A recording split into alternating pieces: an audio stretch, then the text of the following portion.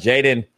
I mean, Jayden doesn't look horrible or nothing. I'm not saying he looks bad. I mean, 24-32 is a little misleading too because I watched the game. But at the same time, he mustered up 2 touchdowns and all that. But the stats are very misleading when you look at them this morning. They look decent. 24 for 32, 200 yards and 2 touchdowns.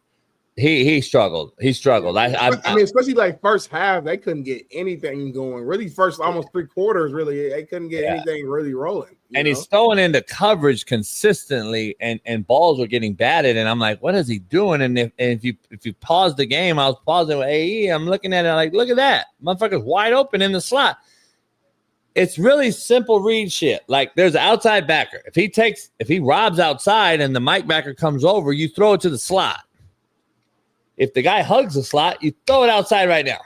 He's throwing it outside, and the backer's buzzing by the slot, and he should be replacing the backer. And I'm looking at him like, fuck, man, this is just 101, simple college or high school college reads.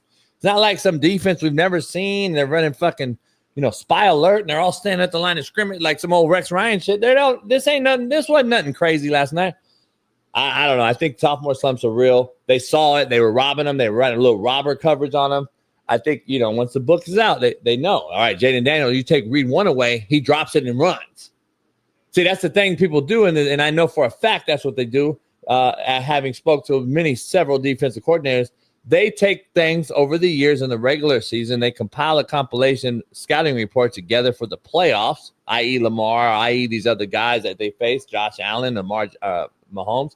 They put these packages together and say, all right, read 1 goes, read 2 here, and then he runs. So let's do this, and then drop the mic and spy the cue when he runs. Like they'll do shit like that, which will fuck you up in the playoffs. The NFL coaching gets paid for a reason, Smitty, a lot of money to come up and stop you when it matters the most. I just don't think that any QB can get over the sophomore slump, dog. It is what it is. Like, I'm just telling you, I've been saying it for a long, long time. I haven't seen the guy really break the barrier yet.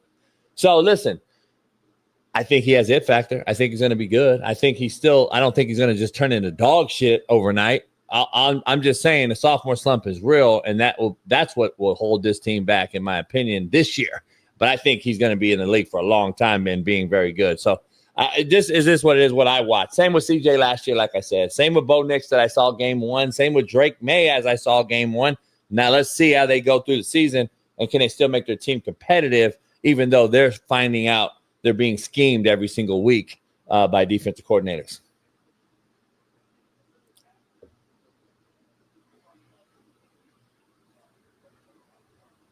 Are you deaf? Is that me? I was muted, homie. Can y'all hear me now? Yeah. Yeah, my fault. But no, I said I'm with you actually, man. Like, especially it was the first half. I was seeing a couple like comeback, like curl routes where the corners were just sitting on it, waiting for him to throw it, and he'd throw it, and it was damn near like a couple picks that could have happened. And I'm like, damn, like, what, are you not seeing the corner just sitting on the route? So, late, everything was like late though, yeah, exactly. So like you said, I'm not saying like, oh, it's the demise of Jayden. He didn't play like horrible at the end of the day, but like you said, when you're watching the game and you're seeing the flow of the game, the offense was never really flowing. It was never in flow. They were down the entirety of the game. And then you asked me yesterday, you said, will the winner of this game be like the top dog in the NFC? And I said no, because I just, I still think the Eagles are king unless somebody takes them off the throne. And like I said, if the Eagles go out here and beat the Chiefs this weekend, I don't think we're going to be sitting here saying, the Packers are still number 1. Especially because, like you said, this game wasn't like just phenomenal. It was decent. I don't think it was like horrible, but it wasn't like Green Bay just put out some flawless performance. It was like, like they started all fast, in the first half. Second half, things kind of slowed down, and they didn't do anything to really impress me to a level of like, oh, these guys are just serious. You know what I'm saying? So, but yeah, I mean, the Commanders definitely got to figure it out, because if Jayden takes a step back this year, the team will take a step back, because a lot of last year success was on the fact that Jayden was out there just making plays that people didn't expect the rookies to make. Now, you got to remember, nobody came to the season last year saying the Commanders is going to make a deep playoff run or be in the NFC Championship, nothing like that, because we didn't expect Jayden to be that good so fast. So to me, last year could be looked at as a fluke unless Jayden is able to kind of muster up some of those big time plays that he was doing last year and be able to do it early. So still early in the season, JB, we'll see. But yeah, man, shout out to the Packers. I put more weight on the game last night than you. And this is why. The Washington Commanders are a Final Four team from a year ago. It's not like they were, sisters of the poor walking in here and they're middle to the pack, not non-playoff team. This team was a Final Four contesting team last year, and they returned basically everybody and got Debo. So they should be even getting better. Their defense is one more year together, et cetera, et cetera. Green Bay, if you really watch the game, literally dominated them in every aspect. Like, they dominated them, and I was like, uh-oh, Green Bay could be for real. After Detroit got dominated, and then we see this team get dominated, and I'm like, okay, these are fucking two of the best teams in the NFC from a year ago. Detroit won 14 football games.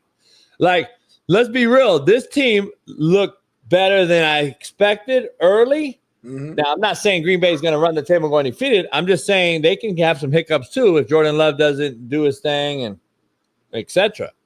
But damn, I think this team, I think they're better than I think we think, homie. I just think context matters with both these teams, though, that they beat. You got the Lions team who lost both their coordinators. I don't know how good they're going to be. And then you got a Washington team, like you said, Jayden is playing cool, but sophomore slumps are a real thing. I'm not trying to take nothing away from the Packers. I'm just saying context just matters.